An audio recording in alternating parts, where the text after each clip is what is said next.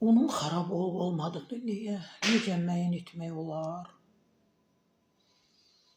Nə bilim, kif salır, üstünə belə tor düşür unun. Bir də baxırsan ki, içərisində cücülər var. Bu ən çox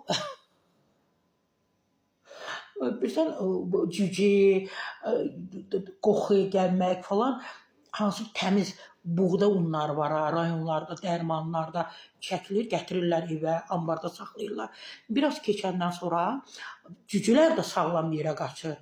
O deyir, mənşəyi məlum olar. Cücülər də mənşəyi məlum olan təmiz undan istifadə etmək istəyir. Amma təəssüf ki, bizim aldığımız, istifadə etdiyimiz ilə bir çoxlarımız istifadə etdiyi un keyfiyyətli deyil. O qədər qatqıları olur. Elə çörəyin özünə də, unun özünə də. Görək, indi deyirlər, məsləhət görürlər bizə ki, necə bilmək olar? Unu qablaşdırmaqda göstərilən tarixa qədər və ya ondan uzun müddət saxlanılsa, belə onun real istifadə müddəti əsasən saxlanma şəraitindən asılıdır.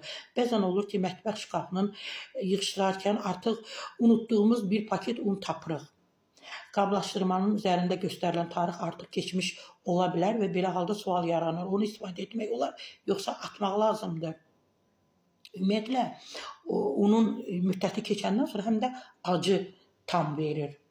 Acı olur. Olur da, məsələn, mən yadıma gəlir ki, nənəm, anam, onlar bir də görürdün, unu belə dadına, qoxusuna, dadına baxırdılar, deyirdi, yox, artıq müddəti keçib, acıdır.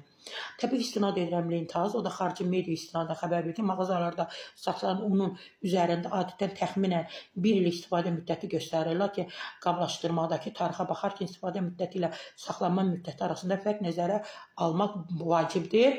Un xarab olmadığını, olub-olmadığını necə yoxlamaq olar? Unun xarab olub-olmadığını yoxlamağın əsas sayda yolu onu iyələməkdir. Bəli, mən dediyim kimi, biraz belə dadına baxırsan, barmağını belə edirsən, dadına baxırsan, bir də qoxusundan, bir də kif iyi gələndə, xoşa gəlməz kif iyi gələndə bilir ki, artıq xarab olmuş unun qoxusu turş, ağır, kif qoxusuna bənzər və ya hətta kimyəvi maddə və ya boya qoxusunu xatırladan ola bilər. Ona görə də həmən bilir ki, un xarab olub.